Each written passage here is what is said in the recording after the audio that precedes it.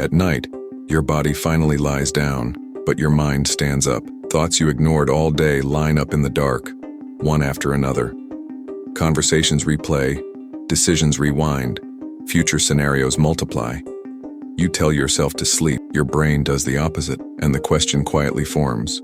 Why does your mind become loud only when the world goes silent? You've lived this. The room is still, your phone is face down. The day is technically over, yet your mind starts working overtime. You remember something awkward you said, something you should have done differently, something you haven't figured out yet. The thoughts don't feel random. They feel organized, relentless, urgent. You try distraction, music, scrolling, counting breaths. But the more you try to shut it down, the more alert your mind becomes. This isn't just thinking too much. It's a specific psychological pattern. A brain trained to postpone processing until the last moment of silence. Let's get this straight. You are not broken. You are not weak. And you're not failing at mental control. Your brain is doing exactly what it was shaped to do. Overthinking at night isn't a flaw. It's a backlog. Unprocessed information finally demanding attention when there's nothing left to distract you. Daytime rewards speed. Nighttime removes escape, and your mind fills the vacuum. Here's what's actually happening. During the day, your brain is in task mode. External demands dominate.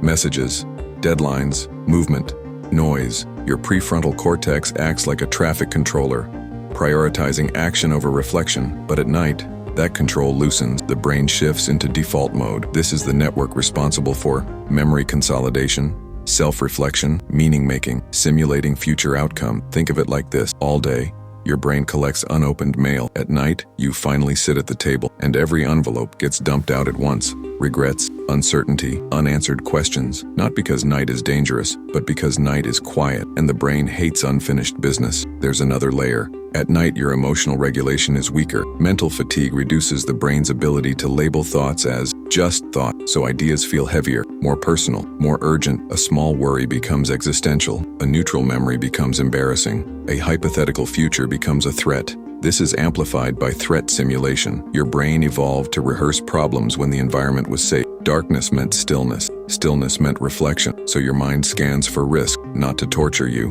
but to prepare you. The problem? Modern problems don't resolve themselves overnight, so the loop stays open. This is where most advice fails. Just relax, it's neurologically meaningless. You don't calm the brain by commanding it. You calm it by giving it structure. Here's a framework grounded in psychology, not to eliminate night thinking, but to contain it. Thoughts loop because they're intangible. Your brain doesn't trust what isn't stored. Writing works because it creates cognitive offloading. The mind relaxes when it sees information placed outside itself. Before bed, write down unresolved thoughts, decisions pending, loose worries, not solutions, just inventory. Think of it as telling your brain, I've logged this.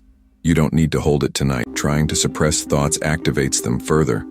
Instead, schedule thinking. Earlier in the evening, give yourself a fixed window, 10 to 15 minutes. Sit, think deliberately, let your mind roam. This trains your brain to associate reflection with containment. Over time, the night loses its monopoly. At night, your brain mistakes thoughts for emergencies. You counter this by changing interpretation. When a thought appears, mentally label it, planning, remembering, imagining. This is called cognitive distancing.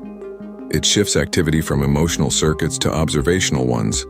The thought doesn't disappear, but it stops grip.